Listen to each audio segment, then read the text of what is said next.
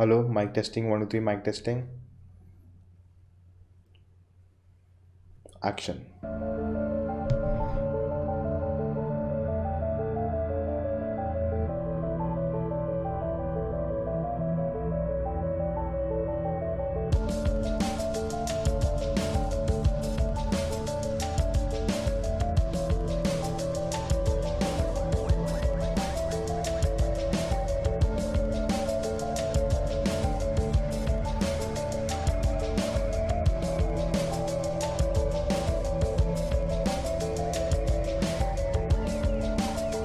Hello guys, I'm Nona Prince and today we'll be talking about the latest Malayalam film that released on OTT Amazon Prime directly called See You Soon.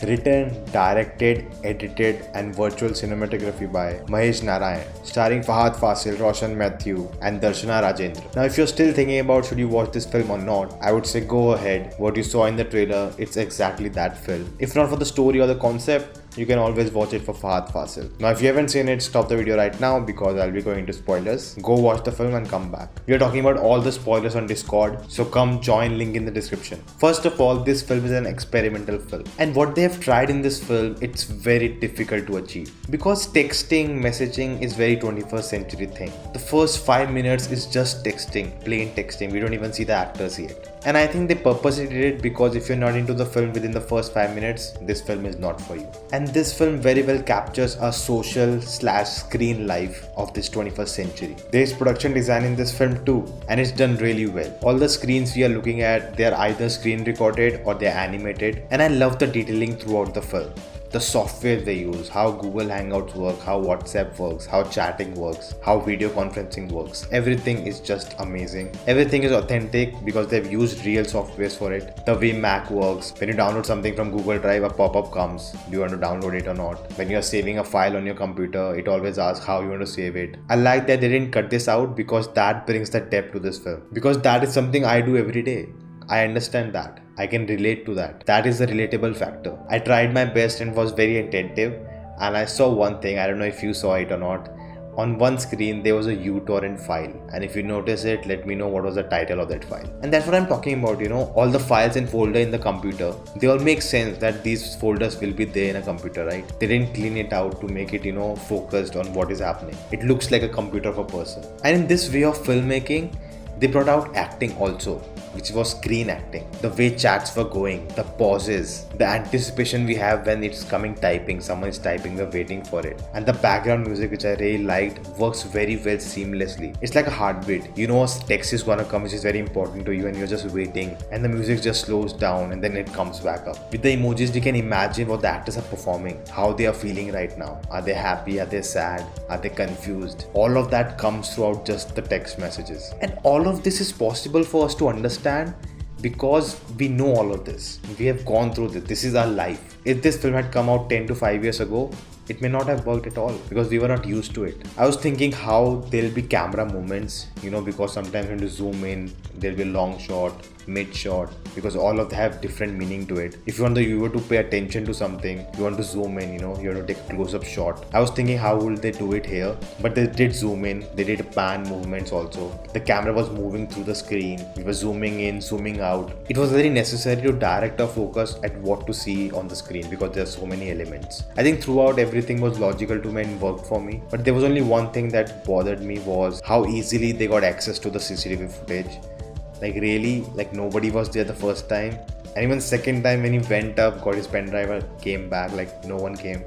That was a little weird, but okay. Cinematically Bertie. Guys, if you like this video, do hit the thumbs up button because when you do that, YouTube promotes this video and more people can watch it. Also consider subscribing and hit that bell icon to get notification whenever a new video drops. I think the most important thing for me was the story, and the story was good. Not great, but good. At no point this film feels like a gimmick, that they're just doing this and there's no story to it. And the story very well fits this narrative style. I think in the last 20 minutes, to give it a conclusive ending, it did become a bit of drama instead of being a thriller. I don't mind it, but I wish they would have taken a different ending. I like that the characters were really flawed.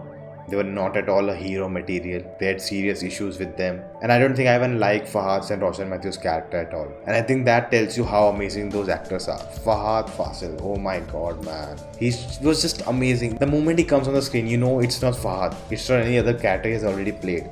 This is someone else altogether. This is arrogant Kevin Thomas. And Roshan Matthews is amazing at playing a douchebag. Darshana Rajendra, I think it's my third film of her, and she was in Mayanadi, and here she did really well. I think a lot of the film depended on her performance, and she carried the film because her character had to maintain a sense of mystery to her, that we should not know if she's right or if she's wrong, what's happening with her. She was a mystery until the end when we get to know the truth. But I think the hero of the film is Mahesh Narayana. Like the concept, like all the efforts he had gone through, the way to conceptualize this, how the story moves around, how everything works. At the end of the day, it's a watchable thing. That's a great thing in itself. That too, it's a really good film, good storytelling, good filmmaking, and technically top notch. See, at the end,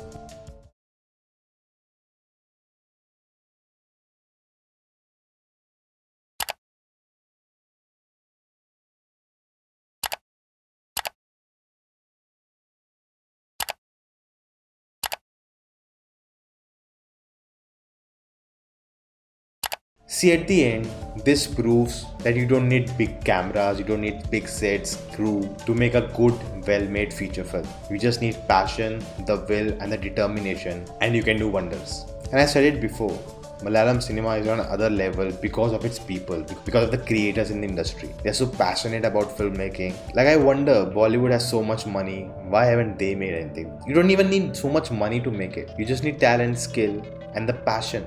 But maybe the PR says they only need to do big films, big sets, and that's it. Who knows? While watching the film, you wonder how far the technology has come.